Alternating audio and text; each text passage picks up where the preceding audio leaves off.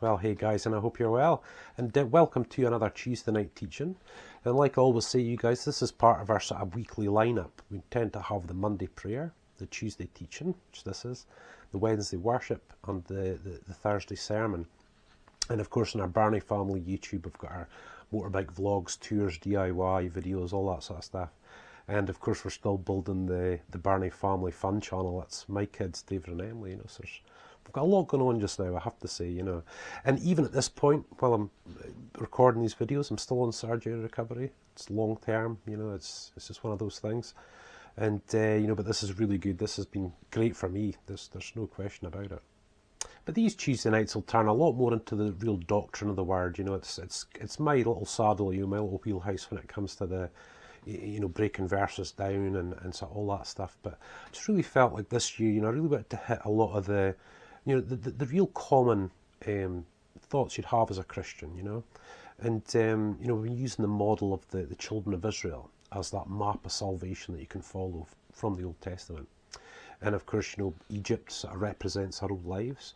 We come out of that, we go over the Red Sea, and we come into this wilderness, And then you cross the River Jordan, you enter the Promised Land. And of course, in this, you guys, it's the wilderness part, often referred to as, people think, oh, but goodness me, great victory in the wilderness, But this is the place where a person really gets to know God and becomes a person of God. And that's why this type of teaching is very, very important, You can see Christians, people who really struggle where they are in life and things like that, but you use the biblical map and you know exactly where you are. You might be a little perplexed, maybe a little bit confused and things like that, but you're on the path, there's a purpose to it. And that's what's great about the wilderness, you guys, that it's a place of really getting to know God and experiencing some of your first real victories with God, and failures too, God tends to count failure as success and success as success. It's kind of the way he does it, But guys, I just really hope that you see that, there's many little ways that God speaks to us. There's many different ways that he communicates to us, And, tonight's one's a real big important one. Because tonight I really want to talk about, you getting that partner, your life partner, if you're a person who's single or whatnot, And I just really want to share, again, we'll just go back a quick word from God and then we'll maybe go through it, But I came back to God in quite a mess, and but 9 months later, me and Sharon were back together, married, living together again, and boy, oh boy, it was 2002, you guys. We've never looked back, But when I came back to God, Sharon and I were split up. Sharon got saved while I was sort of finding God again, and stuff like that. But even from the beginning, I was really quite hesitant of marrying Sharon. Folk were saying, well, why don't you just marry? You've been together for 4 years. You've lived like man and wife for 4 years. But in that time, you guys, there was a lot of rub. That 4 years were just, what a car crash, what a train wreck. I mean, really. And my confidence levels going forward with Sharon weren't high.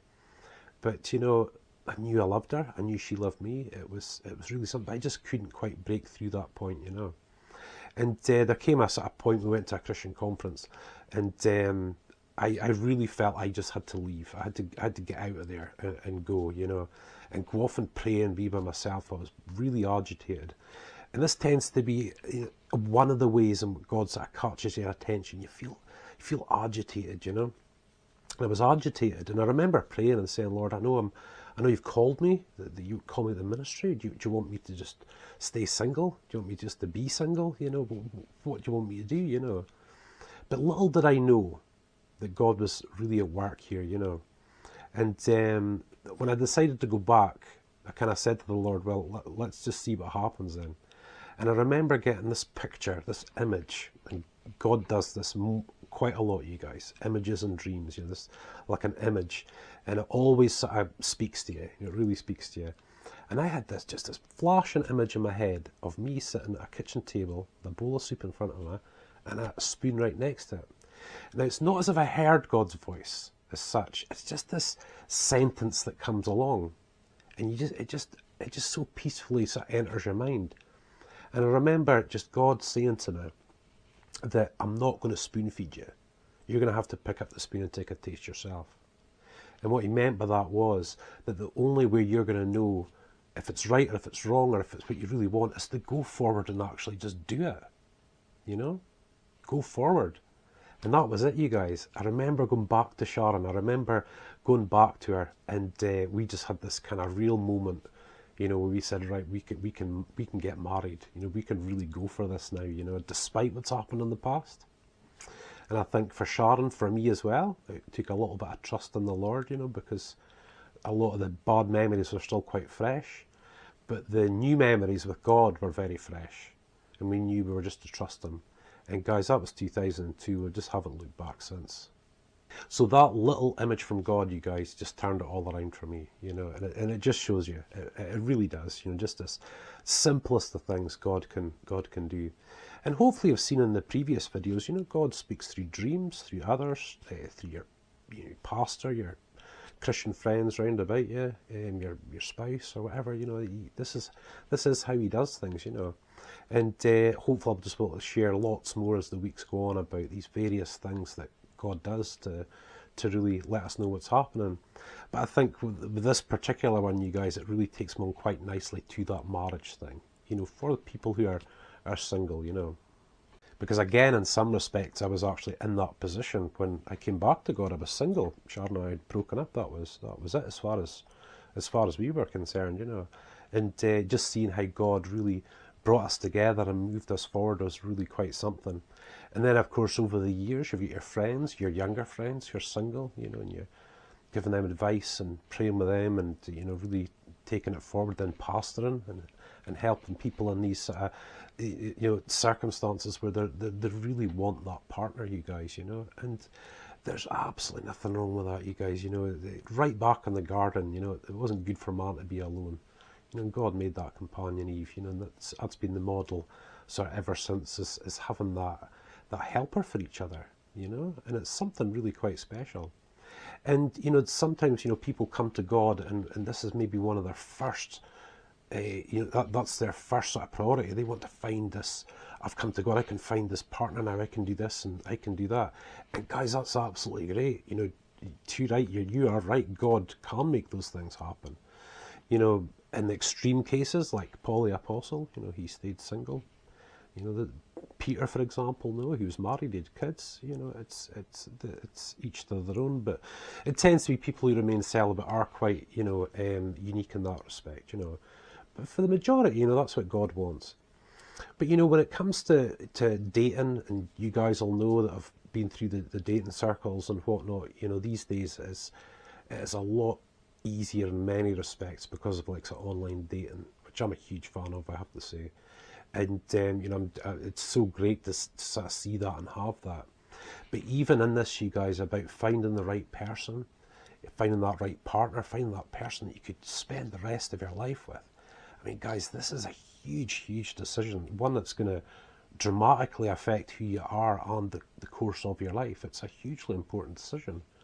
And you know, you see it, you know, among even your friends. You know, you see people getting together and sometimes getting married because they think they'll never get anyone else and have these fears, you know.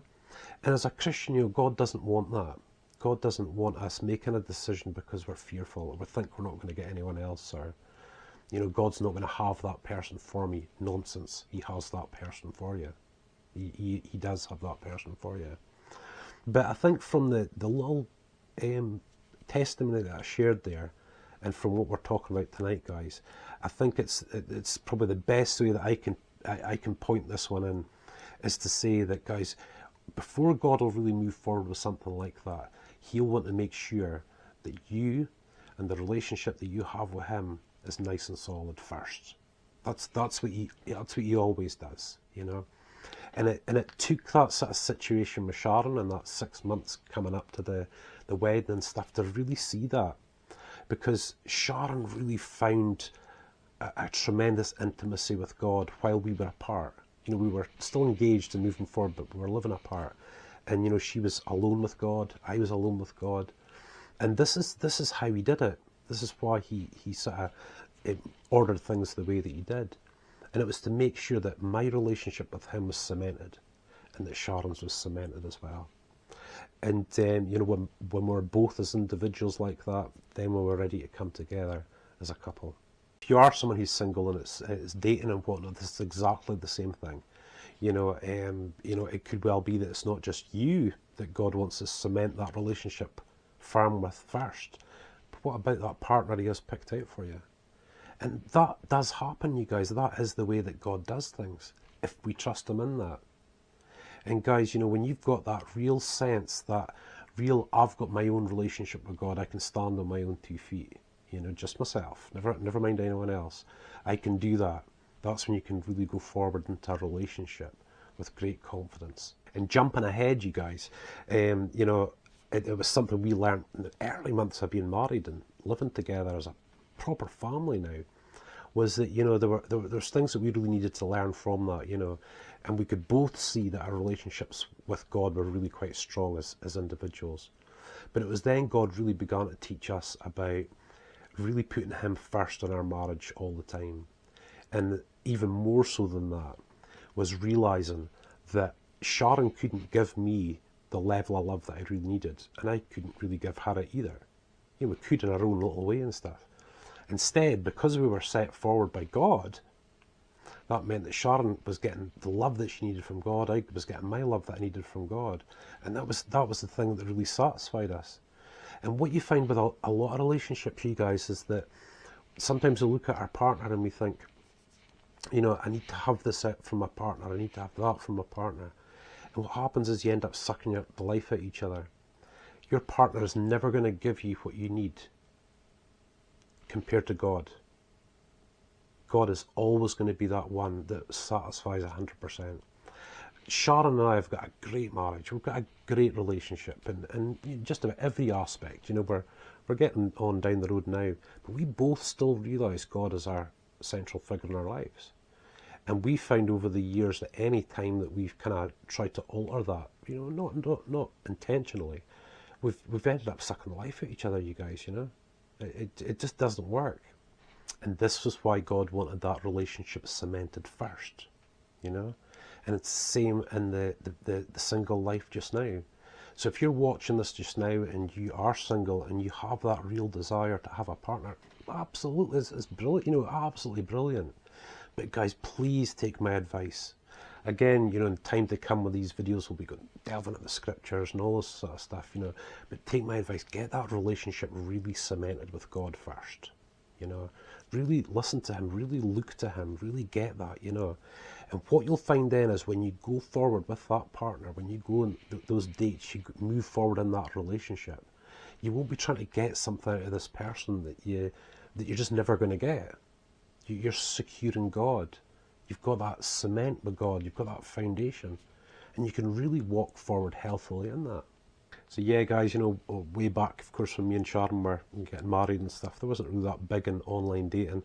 And like I said earlier, I'm a huge fan of online dating. I have to say, you know, and goodness me, get out there, you know, get out there and, you know, when God really sort of moves you forward in that, you'll know. You've got to get out there and do it. And of course, this is the same advice I've given over the years to many others younger than myself that are single, you know, is to go out and do it. And boy, you know, when you're this far down the line as a Christian and you look back and you've got people you gave that advice to, guys, and they've got three children and they've been married for 10 years, you know, it's just fantastic.